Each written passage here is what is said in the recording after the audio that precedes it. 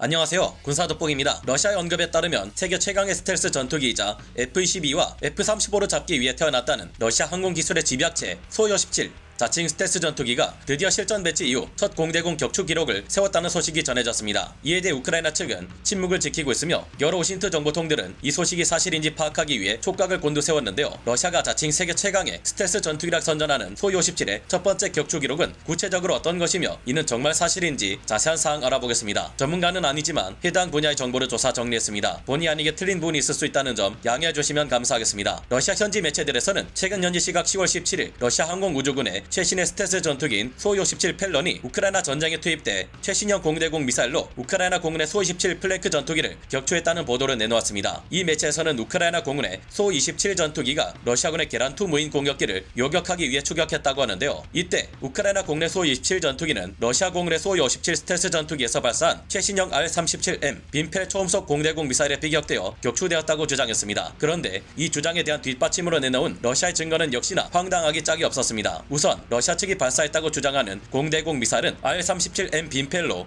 장거리에서 적의 공중급유기, 조기경보 통제기, 정찰기 등을 요격하기 위해 개발한 대형 공대공 미사일입니다. 사거리가 무려 400km에 비행속도는 마 6에 달하는 극초음속 공대공 미사일인데요. 지난 10월 14일에서 15일 사이 우크라이나 전역에는 러시아군의 대규모 미사일 공격이 가해졌고 이후 러시아군의 미사일 공격에 의한 우크라이나의 피해는 전세계 많은 이들의 이목을 집중하게 했습니다. 우크라이나군 또한 개전 초기부터 많은 지대공 미사일을 소모해왔기에 방공 미사일이 부족한 것은 사실입니다. 그래서 최근 독일에서도 우크라이나에 아이리스-T 지대공 미사일을 지원했고 미국에서도 나삼스 지대공 미사일을 지원했습니다. 여기에 더해 프랑스에서도 현지 시각 12일 CNN 등과 인터뷰를 통해 수주 내에 우크라이나에 방공 레이더와 미사일 등을 제공할 것이라 밝혔는데요. 여러 오신트 전문가들은 전 세계가 이처럼 발벗고 나서며 우크라이나에 대한 방공 지원을 아끼지 않고 있는 가운데 방공 시스템의 운용 면에서 러시아보다 우수한 능력을 보여왔던 우크라이나가 러시아군의 소-57 전투기가 발사한 미사일을 알아채지 못했다는 것은 이상한 면이 있다고 의심하고 있습니다. 물론 R-37M 미사일이 극초음속 미사일이기에 이를 요격하는 것은 어려울 수 있다고 해도 발사되었다는 사실 자체를 알아채는 데는 문제가 없을 것이라는 점인데요. 러시아의 주장에 따르면 R-37M 빈펠 공대공 미사일은 데이터 링크를 통해 표적 인근까지 시커를 켜지 않고 유도될 수 있는 뛰어난 능력의 미사일입니다. 러시아 측에서는 R-37M 공대공 미사일이 능동 또는 반능동 레이더 유도 장치를 필요한 상황에 따라 선택해 표적을 공격할 수 있기 때문에 폴란드나 루마니아 상공을 도는 나토 측 조기경보 통제기들이 포착해낼 수 없었을 것이라고 주장했는데요. 그러나 역시 이들의 주장은 조금만 자세히 들여다보면 거짓말이라는 것이 쉽게 들통납니다. 러시아 매체가 증거를 없이고 제시한 이 사진은 장소를 알 수 없는 곳에서 촬영된 미사일 사진으로 R-37로 보이는 미사일이 느린 속도로 건물 위를 날아가는 모습을 볼 수 있는데요. 사진이 공개되자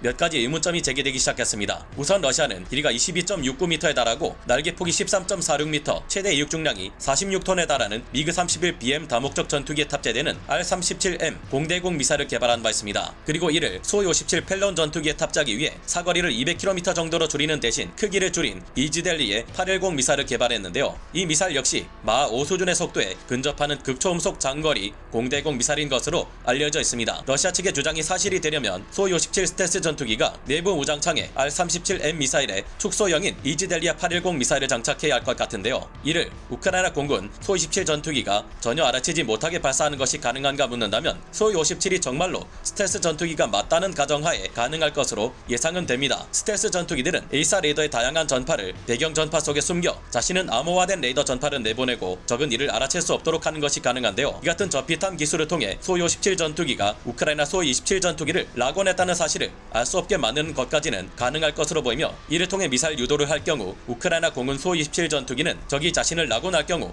경보를 해주는 RWR 장치를 통해 이를 알아채기 어려울 수 있습니다. 그러나 다른 문제가 있는데요. 첫 번째는 마 5에서 6의 속도를 가진 미사일이 지상의 사람에 의해 핸드폰 촬영으로 선명하게 촬영될 수 있느냐는 점. 두 번째는 주로 고고도에서 폭탄이나 미사일을 발사하는 소-57 스텔스 전투기가 사람이 맨눈으로 식별 가능한 고도까지 내려와 저공비행을 한다는 것이 말이 되느냐는 점입니다. 마 5만 대도 시속 6000km, 초속 1700m라는 어마어마한 속도를 가지는데 이 미사일이 멀쩡하게 그것도 육안으로 보이는 저고도에서 촬영될 수가 없다는 것인데요. 이런 점을 참고했을 때 러시아 소-57 전투기가 발사한 R-37M 빈펠 공대공 미사일이 날아가는 영상은 사실상 합성일 확률이 높다고 판단되고 있습니다. 러시아의 그동안 우호적인 태도를 보여오며 전 세계가 러시아의 우크라이나 침공 전쟁을 비난했을 때도 러시아를 편드는 태도를 보였던 인도조차 이제는 러시아의 거짓말에 질린 듯한 모습인데요. 인도 매체에서도 벌써 며칠째 러시아 수-57 전투기가 확실히 R-37M 미사일을 발사해 우크라이나 공군 수-27 전투기를 격추시킨 것이 맞는지 확인 요청을 계속하고 있습니다. 그러나 이런 의혹들에 대해 역시나 러시아 국방부 측은 계속해서 사실 여부 확인 요청을 거부하고 있는데요. 물론 적의 능력을 과소평가하는 것은 상당히 위험하고 피해야 할 일이지만 여태껏 러시아의 전투기들은